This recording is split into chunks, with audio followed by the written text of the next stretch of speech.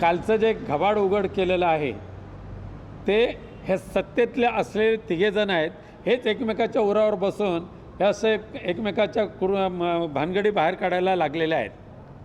म्हणजे भारतीय जनता पक्ष, देवाभाऊ हे शिंदे गटाच्या भानगडी बाहेर काढतायत.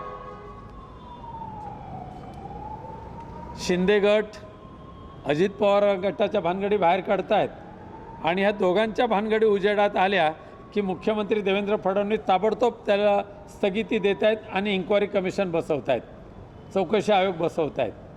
त्यामुळे कालसुद्धा ज्या तत्परतेने देवाभाऊने जमीन घोटाळ्याची दखल घेतली आणि चौकशी समिती नियुक्त केलेली आहे, त्यामुळे दिसून येते की हे जे नक्कीच कालचं जे गौड बंगाल आहे ते महाराष्ट्राच्या इतिहासामध्ये अशा पद्धतीचा जमीन घोटाळा आणि महसूल बुडवण्याचं धारिष्ट्य यापूर्वीसुद्धा ज्या बँका ज्यांनी लुटल्या त्या बँकावाल्याने सुद्धा केलं नाही. एवढं मोठं धारिष्ट्य ह्या महसूल खात्याच्या माध्यमातून ते केलं गेलेलं आहे आणि ते सुद्धा सत्ताधारी पक्षाच्या घरातूनच केलं गेलेलं आहे.